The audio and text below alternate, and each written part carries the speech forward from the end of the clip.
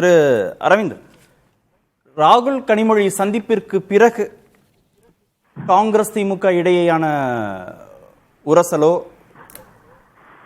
இடைவெளியோ குறைந்துவிடும், முற்று பெற்றுவிடும் அப்படின்னு பெரிதும் எதிர்பார்க்கப்பட்டது. ஆனால் அதையும் மீறி மீண்டும் திரு பிரவீன் சக்கரவர்த்தி இப்படி பேசியிருக்கிறார். இன்னமும் உரசல் நீடிக்கிறதுங்கிறதுக்கான வெளிப்பாடா இந்த பேச்சு?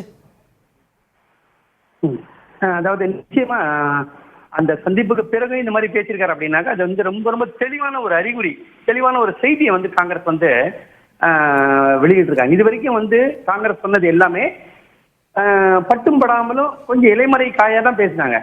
இன்னைக்கு பிரவீன் வந்து பட்டவர்த்தனமும் போட்டு உடைச்சிருக்காரு. 3-4 விஷயத்த அவர் கிளியரா சொல்றாரு. ஒண்ணு, தாவேக்கா வளர்ந்தாச்சு 18%. அவர் எங்க இருந்து அந்த தரவை எடுத்தாரு நம்மளுக்கு தெரியாது. 17-18% அவங்களுக்கு வாக்கு இருக்குன்னு சொல்றாரு. இல்ல அவரே ஆய்வு செஞ்சிருக்காரு. காங்கிரஸ் வந்து அவரே அந்த தரவுகளை சேகரிச்சிருக்கிறதா சொல்றாரு. ஓகே, இருக்கலாம். நிறைய தரவுகள் நம்மளுக்கு இந்த மாதிரி வருது. அன்டெஸ்டட் வரும்போது நம்ம வந்து எதையும் நம்ம அப்படியே எடுத்துக்க முடியாது. பட் அவர் சொல்றதுல தாவேக்கா வந்து மிக முக்கியமான சக்தின்றது அவர் வெளியில வந்து பேசுறாரு. இப்ப அவர் ஒரு கூட்டணியில இருக்காரு, திமுகவோட இருக்கக்கூடிய கூட்டணியில இருக்காரு. அப்படி இருக்கும்போது வேற ஒரு திமுகவை பிரதான எதிரியாக முன்னிறுத்தக்கூடிய ஒரு கட்சி வளர்ந்து வருதுன்னு சொல்ல வேண்டிய அவசியம் அவருக்கு ஏன் வருது அப்படின்னா, திமுக வந்து அப்படியே இருக்குன்னு நம்ம எடுத்துக்க முடியாது, மற்ற கட்சிகள் வளர்ந்துருக்கு, எங்களுக்கு வேற ஆப்ஷன்ஸ் இருக்கு அப்படின்றது தெளிவா சொல்றாரு. அப்புறம் நாங்க வந்து கூட்டணியால பலவீனம் அடைந்து வருகிறோம்னு சொல்றாரு. அவர் சொல்றதுல ஒரு பாயிண்ட் இருக்கு. பாத்தீங்கன்னா 2011 திமுக கூட்டணியில அவங்க நின்ன தொகுதிகள் வந்து 63, 2016 அவங்க நின்ன தொகுதிகள் வந்து 41, 2021 அவங்க நின்ன தொகுதிகள் வந்து 25. அப்படியே சேஞ்ச் வருது. இப்ப நீங்க எவ்வளவு கூட்டினாலும் 30 தாண்ட முடியாதுன்ற ஒரு நிலைமை இன்னைக்கு இருக்கு. அப்படிதான் பேசிக்கிறாங்க. இப்படி இருக்கும்போது காங்கிரஸ் வந்து தொடர்ந்து வந்து நம்ம வந்து இருக்கோம் அப்படின்னா அவங்களோட பேர வலிமையை கூட்ட வேண்டிய அவசியம் இருக்கு. ஒண்ணு. ரெண்டாவது, நீங்க சொன்னீங்க இல்லையா, கூட்டணி அரசியலால் காங்கிரஸ் கட்சி வளராம இருக்குன்னு பிரவீன் சக்கரவர்த்தி சொன்னதை குறிப்பிட்டீங்க இல்லையா? ஆமா. காங்கிரஸ் கட்சி வளராம இருக்கிறதுக்கு காரணம் காங்கிரஸ் கட்சியவா இல்ல கூட்டணி கட்சிகளா? அதாவது நிச்சயமா, அதாவது காங்கிரஸ் கட்சி வளருதா வளரலையான்றது பிரதானமா காங்கிரஸை பொறுத்ததான். ஆனா அவங்க கூட்டணிக்குள்ள அவங்களோட இடம் வந்து சேஞ்சிட்டே வருது. இதுதான் நம்ம கண்ணுக்கு தெரியறது. மற்றபடி காங்கிரஸ் தரவுகள் அப்படி சொல்லலையே. சாமிநாதன் சொன்ன தரவுகளோடு சேர்த்தே பாருங்க. 2009 15.03% வாக்கு வாங்குறாங்க, அப்ப கூட்டணியில இருக்காங்க. 2011 63 தொகுதிகள் வாங்குறாங்க, 5 தொகுதிகள்ல தான் ஜெயிக்கிறாங்க, 9.3% வாக்குகள் வாங்குறாங்க, கூட்டணியில இருக்காங்க.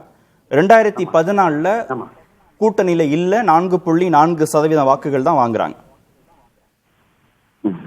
2024 10.6% கூட்டணியில இருக்காங்க. இப்ப எப்ப 2019 கூட்டணியில இருக்காங்க, அப்பதான் 12.77% வாங்குறாங்க. அப்ப எப்பெல்லாம் கூட்டணியில இருக்கிறாங்களோ இரட்டை இலக்கத்துல வாங்குறாங்க, 10க்கு மேல 12, 15 வரைக்கும் போறாங்க.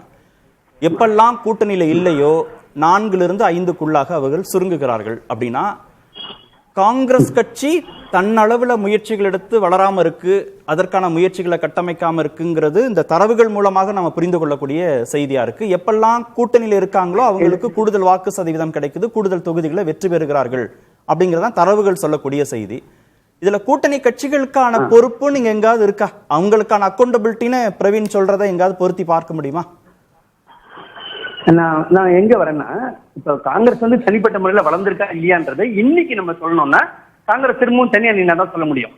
2014 தேர்தல்ல ஜெயலலிதா மோடி அப்படின்ற 2 ஆளுமைகள் தான் வந்து தமிழ்நாடு தேர்தல் களத்துல இருந்தாங்க. அதுல திமுகவே பின்னணிக்கு போகுது.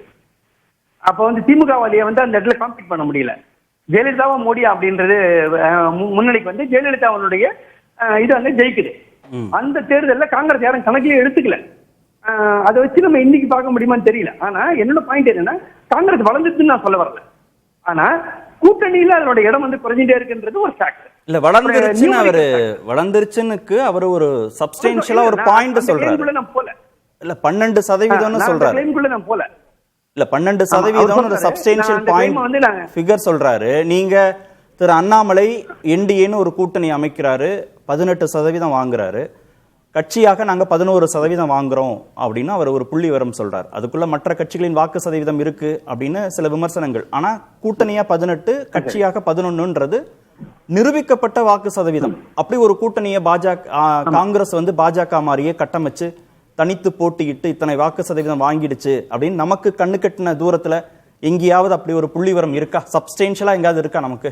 இல்ல, கண்டிப்பா இல்ல. நான் சொல்ல வர்றது என்னன்னா, பிரவீன் காந்தி அல்லது காங்கிரசினுடைய கணக்கு என்னன்னா, ஒண்ணு அவங்களுக்கு வேற வலிமையை கூட்டணும். அதுல சுவாமிநாதன் சொன்னது கரெக்ட். வேற வலிமையை கூட்டுறதுக்காக அவங்க வந்து தன்னுடைய வேற ஒரு ஆப்ஷன் வந்து அவங்க ஓபன் பண்ணி காமிக்கிறாங்க. ரெண்டாவது, வேற வலிமையை கூட்டுறதையும் தாண்டி அவங்க நிஜமாவே வேற ஆப்ஷனை பாக்குறாங்கன்னு நான் நினைக்கிறேன் நான். ஏன்னா அந்த இடத்துக்கு போனா தன்னுடைய இடம் இன்னும் கொஞ்சம் கூடும், வலிமை கிடைக்கும், இன்னும் கொஞ்சம் ஓட்சியார் கிடைக்கும், அது மூலமா ஃபியூச்சர்ல தன்னுடைய வேற வலிமை கூடும் அப்படின்னு அவங்க நினைக்கிறாங்க. அப்ப இந்த ஒரு கணக்குல தான் அவர் வந்து காய் நகர்த்துறாரு. ஏன்னா கூட்டணியில பாத்தீங்கன்னா 63, 41, 25ன்னு குறைஞ்சிட்டே வருது இல்லையா? இதை மாத்தணும் அப்படின்னாக்க அதிலேயே ஏதாவது ஒண்ணு பண்ணி ஆக வேண்டியிருக்கு. இப்ப நிறைய கட்சிகள் இப்போ அதே யதார்த்தம் இன்னைக்கு இல்ல. 21ல இருந்த யதார்த்தம் இன்னைக்கு இல்லன்றத திமுகவுக்கு அவங்க உறக்க அறிவிச்சிருக்காங்க. நாங்க ஏத்துட்டு போக போறது இல்லை அப்படின்னு. வெறுமனே வந்து உள்ளுக்குள்ள பேச்சுவார்த்தையில மட்டும் நாங்க டஃபா இருக்க மாட்டோம். வெளியில வந்து நாங்க வேற ஆப்ஷன்ஸை பத்தி பேசுவோம், அந்த ஆப்ஷன்ஸ்ல இருக்கக்கூடிய கட்சிகளை உயர்த்தி பேசுவோம் அப்படின்றத காமிச்சிருக்காங்க, வெளிப்படையா காமிச்சிருக்காங்க. இல்ல, ரெண்டு சிக்கல் அது உருவாக்கும்ல. இப்படி வெளிப்படையா பேசுறது ரெண்டு சிக்கலை உருவாக்கும். ஒன்று, கூட்டணிக்கு இடையேயான இடைவெளியை அதிகரிக்கும். ரெண்டாவது, கூட்டணியே உருவானாலும் அது அப்படியே நீடிச்சாலும் ஓட் டிரான்ஸ்ஃபர்ங்கிறது களத்துல சிரமத்தை ஏற்படுத்தும். இப்ப ரெண்டும் தெரிஞ்சுதான் திரு பிரவீன் சக்கரவர்த்தி பேசுறாரா? ஆமா, அதாவது இதுல நீங்க பாத்தீங்கன்னா 2011ல வந்து விஜயகாந்த் வந்து தேமுதிக வந்து அதிமுக சேர்றதுக்கு முன்னாடி நிறைய பிரச்சனைகள் இருந்து, உரசல் இருந்தது, பெரிய மனக்கசப்பான ரொம்ப கடுமையான வார்த்தை பிரயோகங்கள்லாம் பரஸ்பரம் பரிமாறினாங்க. ஆனாலும் அதுக்கப்புறமா கூட்டணி சேர்ந்தாங்க, ஜெயிச்சாங்க. ஆக இந்த விஷயத்தை நம்ம கெஸ் பண்ண முடியாது. நாளைக்கு கூட்டணி ஒண்ணு அமைஞ்சதுக்கு அப்புறமா அது சில விஷயங்கள் அப்படி ஆயிடும். கூட்டணி அமைகிற ஒரு நாள் முன்னாடி வரைக்கும் கண்டபடி திட்டுவாங்க, அதுக்கப்புறம் சேருவாங்க, ஓட்டு வாங்குவாங்கன்றத நம்ம பார்த்திருக்கோம். அதுக்கு ஒரு சாத்தியம் இருக்குன்னு சொல்றேன், வாங்கிடுவாங்கன்னு சொல்ல. ரெண்டாவது விஷயம் வந்து அவர் வந்து பிரவீன் காந்தி வந்து ஒரு விஷயத்தை திமுக அவர் ஞாபகப்படுத்துறாரு. இப்போ போன வாட்டி திமுக தனியா வாங்கின ஓட்டு சதவீதம் வந்து 37.7ங்க. திமுக கூட்டணி வாங்கினது 45. இப்ப இந்த 37க்கு 45க்கு உள்ள இடைவெளி வந்து கூட்டணிகளால வந்து நிரம்புறது. இதுல காங்கிரஸ் வாங்கினது வந்து 4.37. இப்ப இந்த காங்கிரஸ் வாங்கின 4.37 வந்து 25 தொகுதியில் நின்று வாங்கின ஓட்டு. ஒருவேளை அவங்க 35 தொகுதியில் நின்று இருந்தாங்கன்னா இந்த 4ன்றது இன்னும் கொஞ்சம் கூட்டி இருக்கலாம். அவங்க வந்து என்ன சொல்றாங்கன்னா, ஒரு 50 தொகுதியில் நின்று என்னோட வலிமையை காட்டுறேன் அப்படின்னு அவங்க நினைக்கிறாங்க. நினைக்கிறதுக்கு எனக்கு ஆப்ஷன் ஒண்ணு இருக்குன்றத அவங்க சொல்றாங்க. அந்த ஆப்ஷன் இருக்குன்னு வெறுமனே உள்ளுக்குள்ள பேசல, வெளியில வந்து அறிவிச்சிருக்காங்க. இது மூலமா திமுக மிக தெளிவான ஒரு எச்சரிக்கை கொடுத்திருக்காங்களோட நான் சொல்லுவேன் நான். இன்னொன்னு, திமுகவால எந்த கட்சியும் இழக்க முடியாது. ஏன்னா ஒரு புதிய சக்தி வந்து உருவாகி வரும்போது ஏற்கனவே இருக்கக்கூடிய எந்த சக்தியும் இழக்கிறதுக்கு அவங்க விரும்ப மாட்டாங்க. ஒரு சின்ன சின்ன ஓட்டு வித்தியாசம் மட்டும் பெரியதாகும். ஏற்கனவே அமமுகவும் அதிமுகவும் சேர்றதுனால 2021 தேர்தலில் 21 தொகுதிகள்ல அமமுக வந்து அதிமுக வெற்றி வாய்ப்பை பாதிச்சதுன்னு டைம்ஸ் ஆஃப் இந்தியால ஒரு கணக்கு போட்டிருக்காங்க. அப்போ அமமுக அதிமுக சேர்ந்தது ஏற்கனவே திமுக வந்து ஒரு சின்ன ஒரு இதை ஏற்படுத்திருக்கோம், அலர்ட் ஏற்படுத்திருக்கோம். இப்ப இந்த காங்கிரஸ் வந்து இப்படி பேசுறது ஃபர்தரா வந்து திமுக இன்னும் அலர்ட் பண்ணிருக்கோம். அப்போ இந்த கூட்டணிகள்ன்றது இன்னும் செட்டில் ஆகல அப்படின்ற. அப்புறம் காங்கிரஸ் போச்சுன்னா அதுக்கு எடுத்துன்னு போற ஓட்டு மட்டும் இல்ல, அதோட பெர்செப்ஷன் பேட்டில்னு சொல்லுவாங்க இல்லையா, ஒரு வலுவான கூட்டணி அப்படின்ற ஒரு இமேஜ் இருக்கு இல்லையா, அதுவும் வந்து இங்க மிஸ் ஆகும். இது எல்லாமே சேர்ந்து திமுக கிட்ட ஒரு சிக்கலை கொடுக்குது. இந்த சிக்கலை கொடுக்கணுன்றதுக்காக தான் காங்கிரஸ் இதை பண்ணுது. இது மூலமா பேர வலிமை கூடணும், அந்த ஆப்ஷன் ஓபன் ஆகணும்ன்றது அவங்களோட நோக்கம். ஓகே, தாவேகாவோட போறதுங்கிறத ஒரு பேர வலிமைக்காக காங்கிரஸ் கட்சி பயன்படுத்துதா, இல்ல உண்மையிலேயே திமுகவை விட்டு போகலாம் அப்படின்ற ஒரு திடமான முடிவோட இந்த பேச்சுவார்த்தையை தொடங்கி இருக்கிறாங்களா?